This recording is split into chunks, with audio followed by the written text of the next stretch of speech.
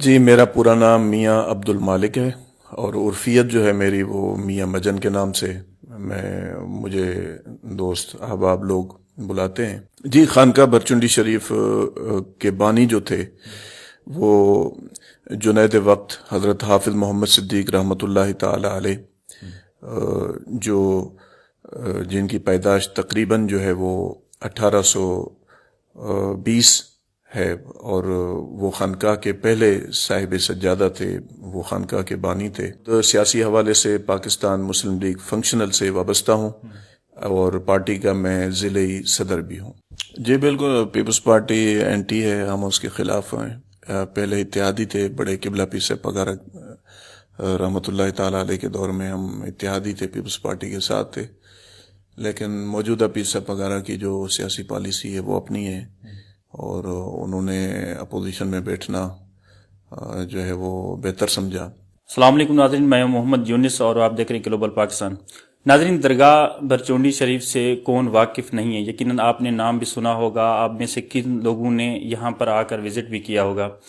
یہ درگاہ برسوں سے عالم اسلام کی خدمت میں مصروف ہے۔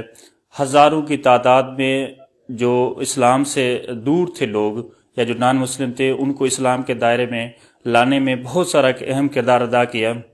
یعنی کہ یوں سمجھے کہ اس علاقے میں، اس پورے پاکستان میں، پورے خطے میں ایک رحمت کا جو ہے دریا ہے، رحمت کا سمندر جو ہے وہ بہہ رہا ہے۔ آج میری خوش قسمتی ہے کہ جو درگاہ کے گدی نشین ہیں اس کے چشم و چراغ کے پاس میں آیا ہوں، اور سیاستدان بھی ہیں اور بہت زبردست قسم کے انسان بھی ہیں۔ میری مراد جناب میاں مجن صاحب سے ہے۔ میں میاں مجن صاحب سے کچھ اہم سوالات، کچھ اہم موضوعات اور ان کی اپنی جو لائف ہے اس کے بارے میں پوچھنے کی کوشش کروں گا۔ السلام علیکم سر۔ وعلیکم السلام ورحمۃ اللہ وبرکاتہ، بڑی مہربانی، آپ تشریف لائیں، تھینک یو۔ سر، سب سے پہلے تو آپ کا شکریہ کہ آپ نے ہمارے لیے وقت نکالا۔ تھوڑا سا تعارف اپنا ہمارے ناظرین کے لیے کروا دیں۔ جی میرا پورا نام میاں عبد المالک ہے، اور عرفیت جو ہے میری وہ میاں مجن کے نام سے مجھے دوست احباب لوگ بلاتے ہیں، اور میں خانقاہ برچنڈی شریف سے منسلک ہوں، وابستہ ہوں۔ میرے والد صاحب قبلہ مخدوم المشائخ حضرت پیر عبد الخالق قادری دامت برکاتہم العالیہ وہ خانقاہ کے سجادہ نشین ہیں، اور میں خود سیاسی حوالے سے پاکستان مسلم لیگ فنکشنل سے وابستہ ہوں، اور پارٹی کا میں ضلعی صدر بھی ہوں۔ سر یہ بتائیے گا کہ اس درگاہ کا پس منظر کیا ہے؟ جن لوگوں کو تو پتہ ہے یا جن کو نہیں پتہ، جو نہیں دیکھنے والے، ان کے تھوڑی سی معلومات۔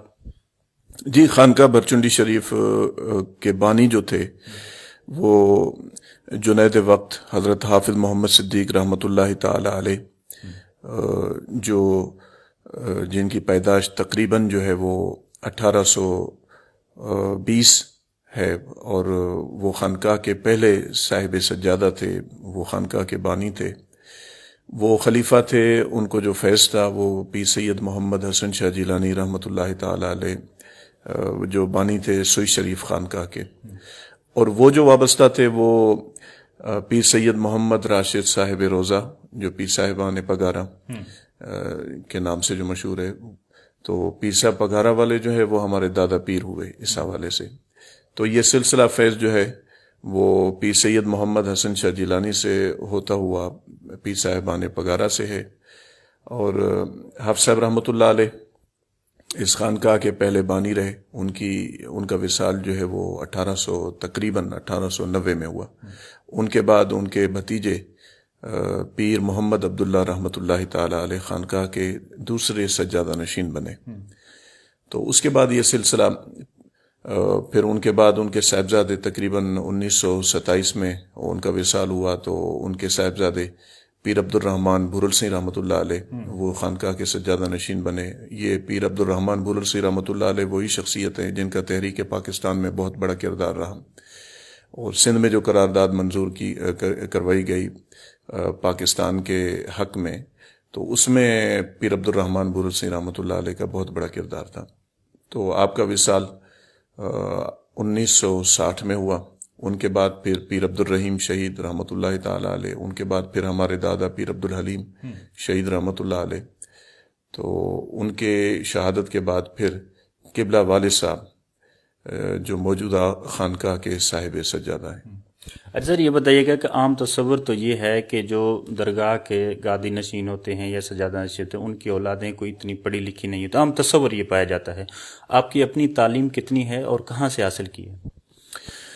جی، آپ کا پہلا سوال کہ اولادیں پڑھی ہوئی نہیں ہوتی، تو یہ موجودہ وقت میں ایسا ہو رہا ہے، لیکن حالانکہ اس سے پہلے جو خانقاہ کا جو بھی سجادہ نشین ہوتا تھا ان کی تربیت کے لیے ایک اہتمام کیا جاتا تھا تاکہ وہ آنے والی نسل کا ایک قائد ہوتا ہے، لیڈر ہوتا ہے، شیخ ہوتا ہے، تو اپنی جماعت، اپنے عقیدت مند اور اپنی مریدین کی جو ہے وہ تربیت کرنی ہوتی ہے اس کو، تو اس وجہ سے خود آنے والے سجادہ نشین کے لیے، صاحبزادے کے لیے ایک تعلیم و تربیت کا اہتمام ہوتا ہے۔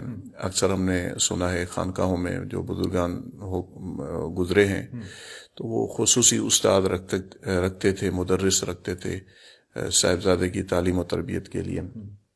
تو اسی طرح الحمدللہ قبلہ والد صاحب کو بڑا شوق تھا کہ، اور انہوں نے میری تعلیم و تربیت کے حوالے سے بڑا اہتمام کیا، مختلف اساتذہ کو انہوں نے ہائر کیا اور مختلف مدارس میں مجھے بھیجا۔ میں الحمدللہ اپنے ابتدائی تعلیم میں نے اپنے درگاہ برچن شریف کے ادارے سے میں نے حاصل کی، قرآن پاک میں نے حفظ کیا تھا یہاں۔ اس کے بعد پھر قبلہ والد صاحب نے مجھے کراچی میں ایک مدرسہ تھا، وہ مرکز علوم القرآن کے نام سے، تو وہاں مجھے انہوں نے بھیجا۔ اس کے بعد پھر میں 3-4 سال کے لیے پھر اپنے ادارے میں نے درس نظامی کا کورس کیا، جو عالم فاضل کا کورس ہوتا ہے، جو مدارس کا نصاب ہے، پڑھائے جاتے ہیں۔ اور اس کے علاوہ میں پھر 1 سال کے لیے میں باہر سیریا گیا، جامعہ دمشق میں نے عربک لینگویج کورس کیا۔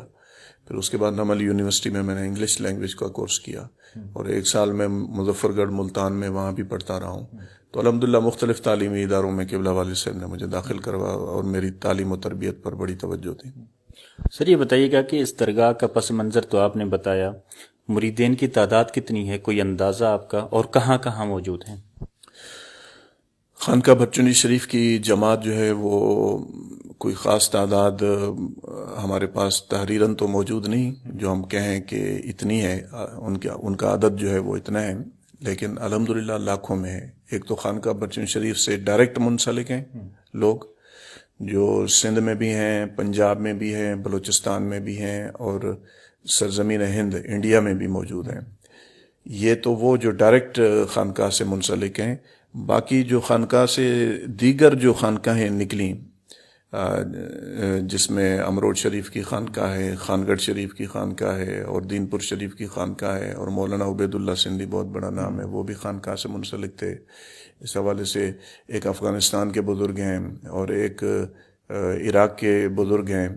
تو مطلب یہ ساری درگاہیں جو ہیں یہ بھی درگاہ برچن شریف سے منسلک ہیں۔ پھر ان درگاہوں کے جو مریدین اور عقیدت مند ہیں وہ بھی خانقاہ برچن شریف سے منسلک اور وابستہ ہیں، تو یہ لاکھوں میں تعداد ہے تقریباً۔ ماشاءاللہ۔ سر یہ بتائیے گا کہ آپ نے پچھلے ضمنی الیکشن میں MPA کا الیکشن بھی لڑا، لیکن آپ کو کامیابی نہیں حاصل ہو سکی، اس کی وجہ کیا ہے؟ دیکھیں، اس میں ایک تو ہم سیاست میں نئے آئے۔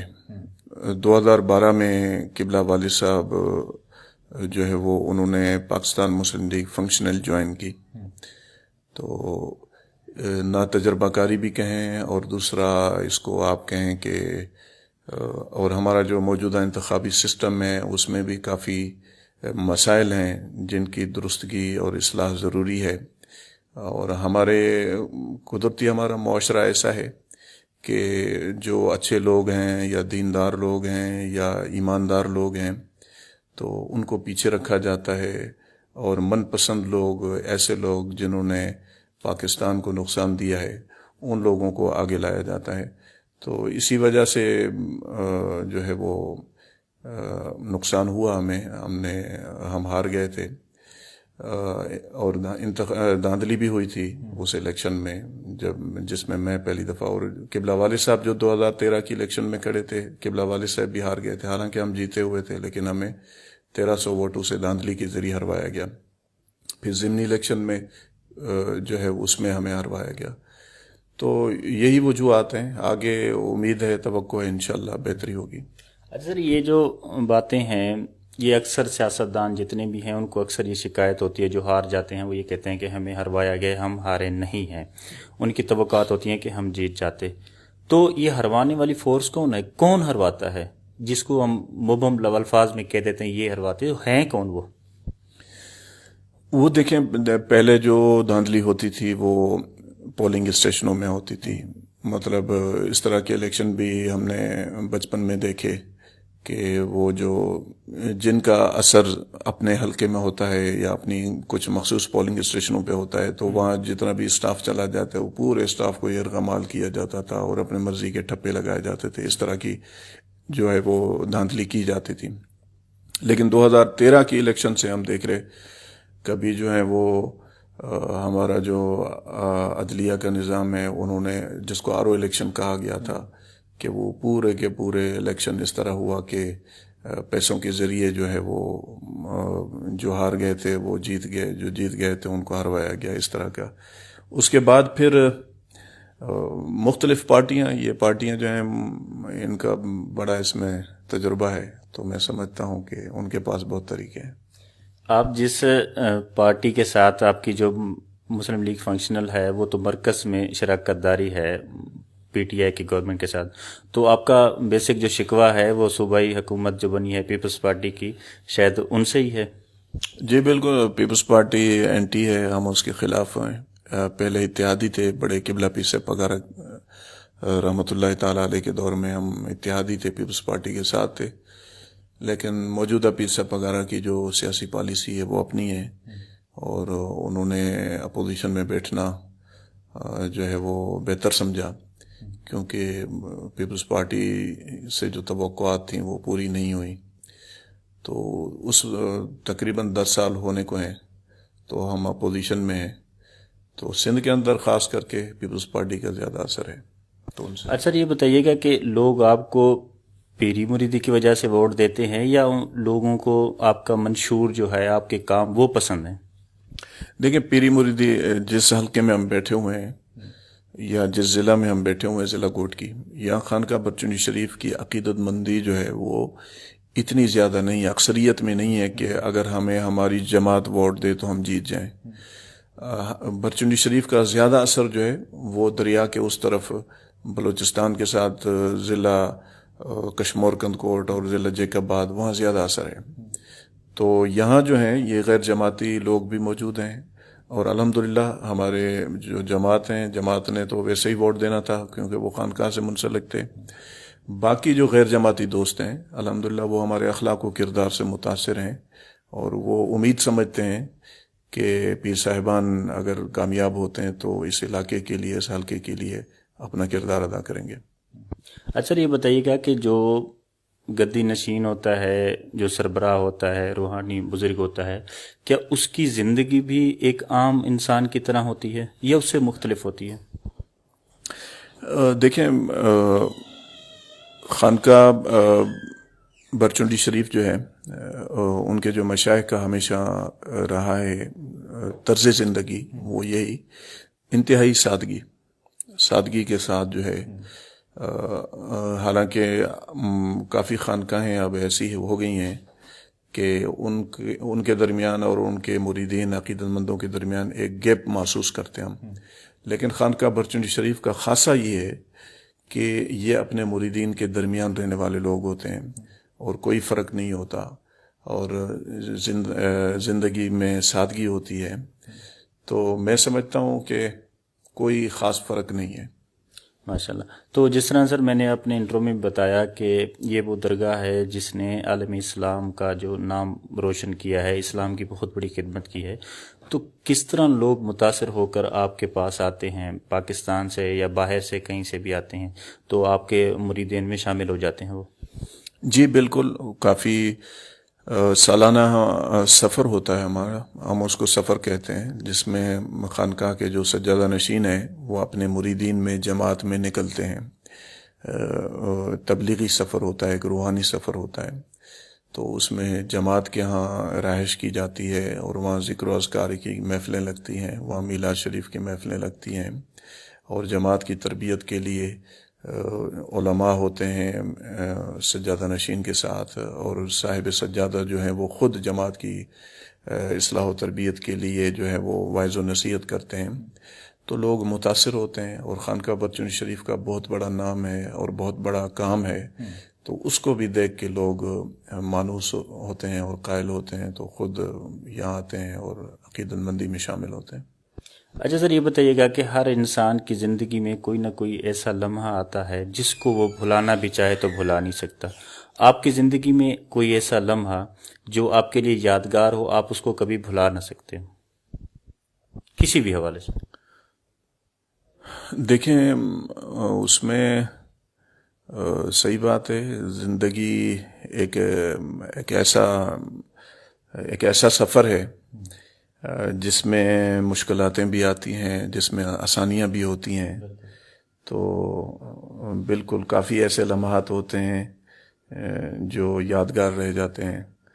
تو بچپن میرا بڑا مجھے ہمیشہ یاد رہے گا۔ میں بچپن میں جب قبلہ والد صاحب میری تعلیم و تربیت پر حد سے زیادہ توجہ دیتے تھے، اور میں نے ماریں بھی بہت کھائیں ان سے، اور میں نے اپنے اساتذہ سے بھی بہت ماریں کھائیں۔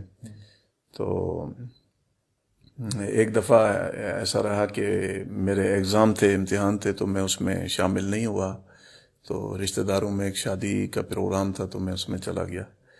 تو قبلہ والد صاحب کو پتہ چلا کہ میں شادی میں گیا ہوں اور امتحان میں شامل نہیں ہوا، تو قبلہ والد صاحب خود مجھے وہاں پکڑنے پہنچ گئے تھے۔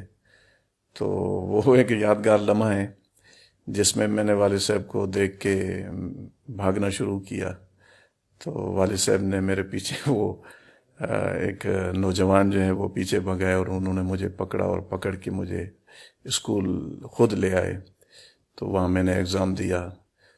تو اس طرح کے بہت سارے واقعات ہیں، یہ ایک واقعہ ہے جو مجھے ہمیشہ یاد رہتا ہے۔ آپ کے مدرسے میں سے اب تک کتنے ایسے علماء ہیں جو پڑھ چکے ہیں اور باقی مدارس میں، باقی مساجد میں یا باقی جگہ جا پر کوئی خدمات سر انجام دے؟ لیکن کچھ کو تو میں جانتا ہوں، ذات تو میں اس چیز کا گواہ بھی ہوں، لیکن یہ بتائیے کہ کوئی ایسے نام بھی ہیں جو یہاں سے پڑھ کر گئے ہوں اور باہر جا کر بڑا نام بنایا ہو انہوں نے؟ جی بالکل، خانقاہ برچونی شریف پہلے جو قبلہ والد صاحب سے پہلے خانقاہ برچونی شریف کے کوئی چند مدارس تھے، 2 یا 3 مدرسے ہوتے تھے، پوری جماعت کے بچے جو ہیں وہ وہاں پڑھتے تھے۔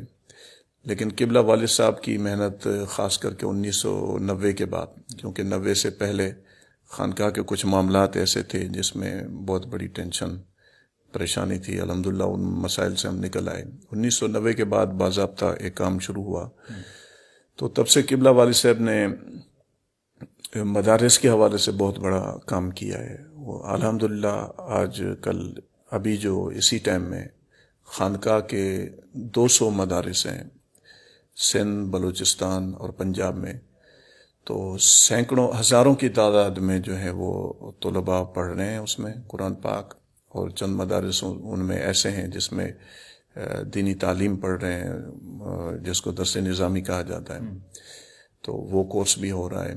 اور یہ جو مرکزی ادارہ ہے ہمارا خانقاہ برچونی شریف جس میں ہم بیٹھے ہیں، تو اس ادارے میں الحمدللہ ہمارا جو ہے ایک تو قرآن پاک حفظ و ناظرہ کا بھی شعبہ ہے، اور اس کے ساتھ شعبہ درس نظامی بھی ہے، اور شعبہ عصری علوم بھی ہے، اور کمپیوٹر کورس بھی کروایا جاتا ہے۔ تو تمام جو سبجیکٹ ہیں وہ اس میں پڑھائے جاتے ہیں۔ تو الحمدللہ کافی ہزاروں کی تعداد میں سالانہ حافظ الملت کانفرنس ہوتی ہے حافظ صاحب رحمۃ اللہ علیہ کے عرس کے موقع پر، تو اس کانفرنس میں تمام مدارس سے جو طلباء فارغ ہوتے ہیں، فارغ التحصیل ہوتے ہیں، ان کی دستار بندی کروائی جاتی ہے۔ تو ان کی تعداد جو ہے سالانہ 150 سے 200 تقریباً جو ہے وہ حفاظ کی تعداد ہوتی ہے، اور اس کے علاوہ درجنوں تعداد ہوتی ہے علماء کی جس میں ان کی دستار بندی کروائی جاتی ہے۔